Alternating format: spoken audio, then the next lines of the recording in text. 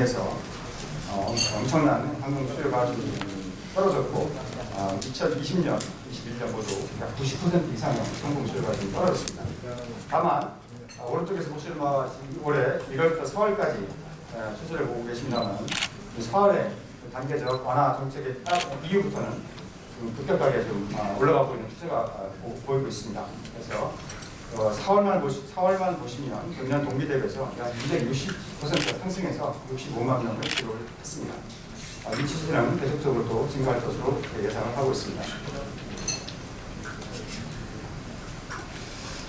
저희들이 그동안 팬데믹 시기에도 그냥 가만히 앉아서 기다리고만 있지는 않았습니다. 보시는 것과 같은 여러 가지 항공 정책의 뒷받침을 받으면서 우리 공항에서 할 수 있는 것, 또 항공사와 또 관광업계, 여행업계와 같이 할 수 있는 것들을 많이 해나갔습니다. 시장님께서 말씀하신 트래블 버블도 있었고, 무착륙 관광인데요.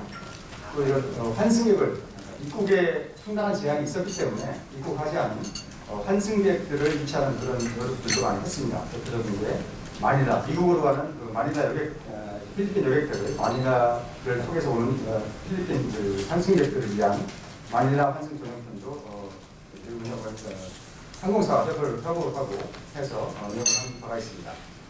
그리고 저희들 자체적인 토리 투스터를 시행을 했고, 또 중국인들이 미국으로 가는 유학생들의 오고 가는 그런 것들을 위한 마케팅 활동도 시작했습니다. 이런 성과를 바탕으로 해서 19년도하고는 비교할 수 없겠습니다만 21년에도 궁극화에서는 허브공항의 이치를 이상을 지킬 수 있었습니다. 국제 유격수라든지 노선망에도 나리따라든지 홍콩에 비해서는 많은 실적을 보여왔습니다. 역시 그 정책, 이 항공 정책이 우리 항공 시장이라든지 항공 산업 또 이 공항에 얼마나 많이 영향을 미치는지를 이번 팬데믹 계기로 해서 너무나도 뼈저리게 느꼈습니다. 정책의 변화, 이 산업 전체에 부정적 또는 긍정적인 효과를 거둔다는 것을 이번 기회에 저희가 알게 되었고요. 그래서 이런 팬데믹에서도 방역 규제를 완화하고 문항 제한을 완화하는 그런 것들을 많은 정도 단계의 거리를 한 바가 있습니다. 그래서 입국자 격리 완화라든지 PCR을 완화하거나 간소한다든지, 또 가장 또 문제가 됐던 도착 슬롯이 현재 지금 야간 시간에 인천공항이 제한을 받고 있습니다. 인천공항이 개항한 지가 21년이 넘었습니다만 처음으로 커피가 있는 이런 상황이 되겠습니다. 이것들을 정부 당국과 계속 협의를 해서 최소화 한다거나 완화한다거나 없앤다거나 하는 노력들을 계속 해 나가고 있습니다. 국제선언 정상화 계획입니다. 앞에서 시장께서 자세히 말씀을 해주시고 또 뒤에 숨어있는 스토리까지 말씀을 해주셨습니다. 저희 사실 피상적으로 좀 알고 있었는데 아까 얘기를 들어보니까 정말 고생을 많이 하셨구나. 질병 청과의 어떤 이런 기나긴 싸움이랄까요? 협상 이런 것들이 좀 들을 수 있어서 좋았습니다. 어쨌거나 정부에서 발표하신 이런 단계별 완화 정책에 따른 국제선 정상화 계획이 이런 단계별로 저희들이 수립되어 있는 것을 알고 있고, 여기에 따라서 우리 공항부서 차원에서 어떤 내쪽에서 오시는 인가 방법이라든지 슬롯 허용량, 문화 허가 이런 방법 이런 것들에 대해서 정부 정책을 찾아가면서도 보다 우리 공항 차원에서 간소화할 수 있고 고객들이 쉽게 이용할 수 있게 그렇게 이용을 계속적으로 저희도 협의를 하고 준비를 해 나가고 있습니다. 그래서 말씀하신 대로 연말쯤에는 코로나 이전에 50%까지 문항이 정상화될 수 있도록 그런 준비들을 해 나가고 있습니다. 이에 따른 인천공항 수요 전망을 저희들이 우리 내부 연구를 통해서 했습니다. 그래서 오른쪽에 보시는 바와 같이 연간 한 2,300만 명 정도의 여객을 달성할 것으로 예상을 하고 있습니다. 이 숫자는 19년 정상 시기에 약 3분의 1 정도 수요가 되게 있고요. 왼쪽에서 보시는 이런 어떤 현재도 적용이 되고 있는 그런 우선 화물에 우선 투입을 하면서 일정 부분의 수익을 확보하는 이런 전략을 저희가 이제 생각을 하고 있습니다. 그다음에 이제 중장기적으로 이제 좀 말씀을 드리고 싶은 거는 뭐 저희가 이렇게 희망사인데 이렇게 뭐 정부 이런 국토부에서 나오고 계시고 인천공항에서 나오고 계시고 이러기 때문에 저희 여망을 이렇게 말씀드리고 싶어서 이제 저희가 만든 건데요. 먼저 이제 인천공항의 허브 경쟁력을 강화하는데 뭐 전 국가적으로 다 해야 되겠는데 항공사도 해야 되고 정부에도 해도 인천공항에서도 노력을 할 건데 뭐 저희 입장에서는 뒤에 나오는 그래프에서 보시면 나오지만 저희가 노력도가 좀 못해서 인천공항 환승률이 떨어지고 이런 게 있다고 저희 생각을 하고 있습니다. 그래서 이쪽에 저희가 많이 이제 영향 집중할 거고요.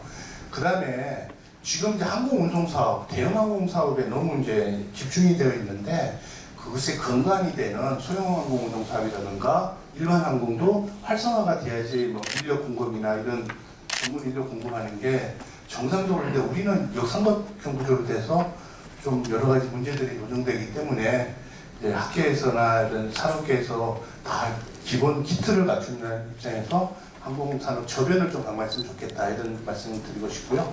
그 다음에 그 고단가 수요를 위해서 비즈니스제 이용률이 높은 것 이것도 지금 한번 저희가 고민을 해야 될 때라고 이제 말씀드리고 그 다음에 UAM 사업 이런 것도 적극적으로 해야 되겠다 이런 말씀드립니다. 먼저 인천공항 허브 경쟁 관련해서 보면 인천공항이 뭐 수정량은 굉장히 높은 걸로 알고 있습니다. 그런데 허브 지수라는 걸 보니까 지금 10등 정도, 이게 수송량에 비해서는 순위가 좀 떨어지는 것 같더라고요. 그래서 보니까 세계적으로 높은 항공사들 보면 1위 항공사들의 슬롯 점유율이 굉장히 높습니다, 상대적으로. 근데 대한항공은 23%밖에 안 됩니다. 실제로 슬롯 점유율도 좀 23%이죠. 그래서 이렇게 돼서 이 상황에서 환승률을 높이고 이렇게 하기가 쉽지 않다는 거죠. 그래서 뭐 저희가 만약 그 아시아나항공하고 협병을 하거나 이렇게 되면 슬롯 점유율이 자연적으로 되는 게 한 40% 되는데 저희가 희망인데 노력을 할 건데요. 50% 이상은 인천공항의 슬롯 중에서 50% 이상은 우리가 확보하겠다. 그래서 공급을 계속 늘려나가는 이런 생각을 지금 하고 있습니다. 그 다음에 이제 참고로 지난 10년간에 저희가 환승률 뭐 이런 실적을 보면 인천공항 전체에 2013년도가 여기는 이제 18.7%로 환승률이 제일 높았고요. 지금 계속 이제 떨어져 있습니다. 이거는 떨어진 이유가 뭐 여러 가지 있을 텐데요. 뭐 대한항공이 또 아시아나항공이 글로벌 네트워크 캐리어들이 환승수요를, 육수요를 많이 유치 못한 그 효과도 있고 저비용항공사들은 이제 약간 연기운송을 덜 하지 않습니까? 그러면서 그 비중이 늘어서 저가항공사들의 포션이 늘어서 이럴 수도 있는데 허브공항이라 하려면 이것이 더 높아야 되겠죠. 그래서 이 노력을 우리가 할 겁니다. 슬롯 점유율을 확대하면서 계속 늘려나갈 거고요. 그 다음에 화물 같은 경우는 상대적으로 굉장히 높습니다. 환정률이 지금 38%까지 많이 떨어져 와 있지만 지금은 더 높아져, 올해는 더 높아져 있을 겁니다. 근데 이것도 앞으로 50% 정도 할 수 있도록 노력을 하려고 합니다. 왜냐하면 대한항공 화물 사업 같은 경우에 한국발 물량이 순수 한국에서 생산돼서 외국으로 가는 것은 25%밖에 안 됩니다. 나머지는 다 동남아, 일본, 중국에서 인천공항으로 와서 미국, 유럽으로 뿌리는 물량들이 거의 답니다. 그래서 매출로 보면 약 75%뭐 이 정도가 다 외화 수입이 됩니다. 화물 같은 경우에. 그렇게 해서 진정한 이제 화물 허브가 되려면 한적 사업을 할 수밖에 없다. 그래서 이런 비중을 늘려가는 노력을 해나갈 겁니다.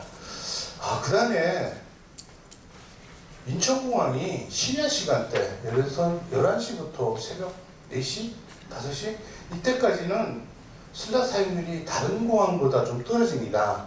24시간 개항을 하면서 슬롯 활용도가 굉장히 떨어지거든요. 자, 그런데 여기는 이제 항공사들 책임이 1차적으로 있습니다. 스케줄 편성하지 않은 거는. 그 이유는 또 한편 생각하면 저희가 인천공항공사에 지난번에 한번 제가 건의도 한 적이 있지만 좀 더 건의를 노력을 해서 왜 밤 시간대 항공사 안 가겠냐. 대중교통이 없습니다.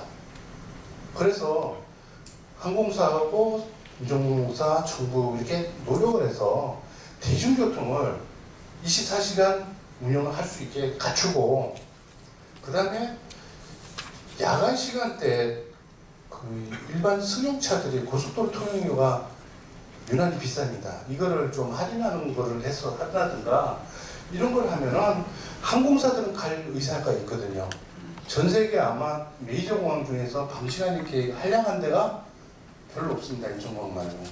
그래서 2024시간 다 돌아가게 되면 저비용 항공사 같은 경우에 무리하게 초저녁에 가서 다음날 아침에 오는 이런 플라이트 말고 새벽 1시에 출발해서 또 새벽 3시에 도착하는 이런 플라이트가 있으면 훨씬 더 항공기 이런 자원 활용도 높일 수 있을 거고 이런 생각이 듭니다. 그래서 으로 분류되는 것이 50인승 이하 이제 항공기로 할 텐데요.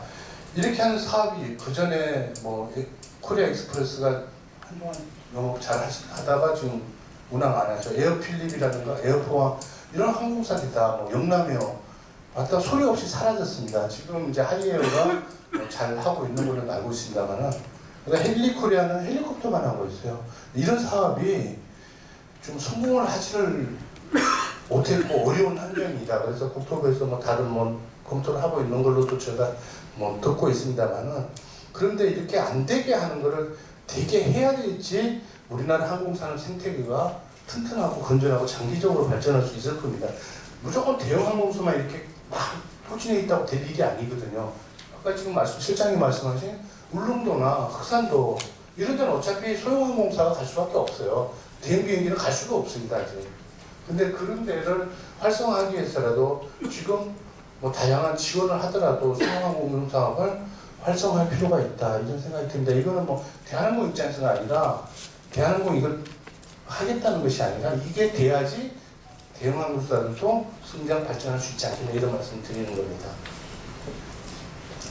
그 다음에 김포공항에 보면 SGBAC라고 있습니다. 이게 전용기, 자유형 비행기들에 대한 터미널인데 여기에 하루에 5.5회밖에 운항을 안 하더라고요.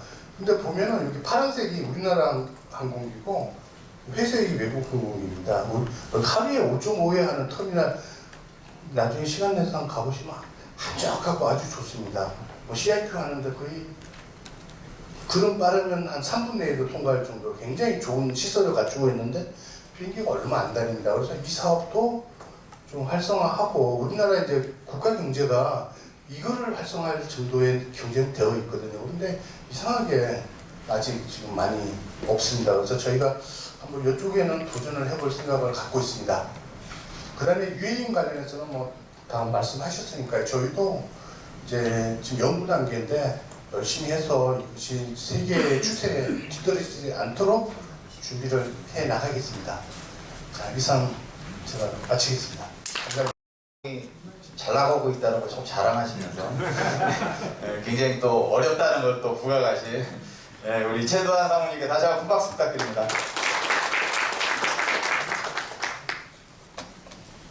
마지막 우리 이제 제주항공의 발표를 듣도록 하겠습니다.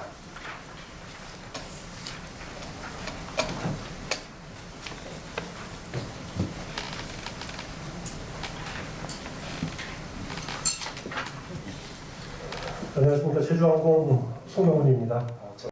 그냥 빨리 하시네. 예, 우리 제주항공의 우리 본부장님께서 우리 발표하실 겁니다. 큰 박수로 환영해 주시기 바랍니다.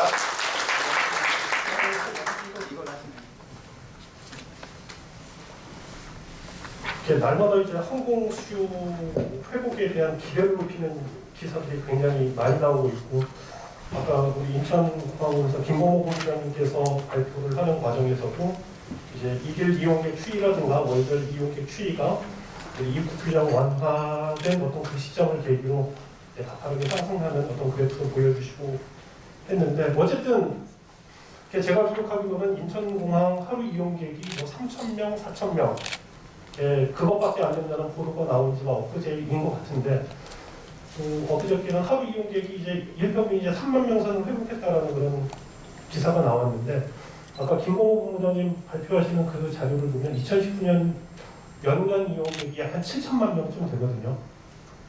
하루 평균 약 한 20만 명 그 정도 선인데 여전히 6분의 1, 7분의 1 수준에 머물러 있는 것은 아쉬운 부분이지만, 조금 전에 한국연택 실장님께서 발표를 기조 강연 하시는 동안에 우리 최초에 발표하기로는 국토부에서 연말까지 2019년 대비 한 50% 수준의 운항 변수를 이제 회복시킨다라는 그런 계획을 갖고 있다고 발표를 했었는데, 아까 발표를 하시는 중간에는 이제 70% 그리고 100% 회복되는 시점을 이제 내년 상반기, 경우에 따라서는 내년 1분기로 당겨질 수도 있다라고 굉장히 어떤 희망을 가질 수 있는 어떤 그런 말씀을 해주셨는데, 이거에 맞춰가지고 아까 대한항공에서 준비하고 있는 그런 상황들도 많이 말씀을 해주셨는데, 모든 항공사들이 그거에 맞춰가지고 준비를 해야 될 것 같습니다. 그렇다고 뭐 상황이 그렇게 녹록지만은 않은 것 같습니다. 아까 여러 가지 어떤 정책적으로 해결돼야 될 어떤 규제들에 대해 가지고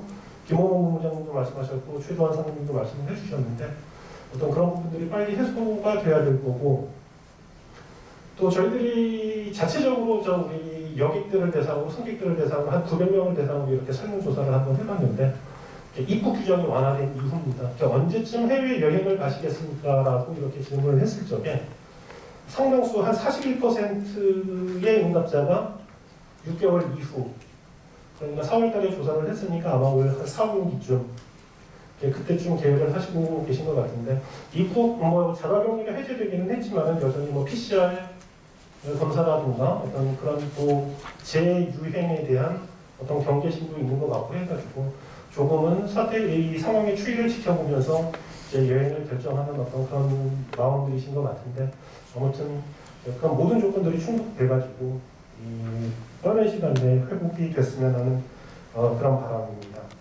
국민협회에서 조사를 했을 적에 제주항공에 대한 인지도, 그러니까 저비용 항공사만을 대상으로 한 인지도 조사를 했을 적에 저희 제주항공이 다른 경쟁사에 비해서 압도적으로 이제 높다라는 그런 조사 결과가 나오긴 했는데, 여전히 제주항공에 대해서 잘 모르시는 분들이 많더라고요. 2005년 1월 달에 설립이 됐는데, 우리 AK 홀딩스에서 약 한 52%의 지분을 갖고 있고요. 제주도가 한 6% 그렇게 지분을 갖고 있는 그런 회사입니다.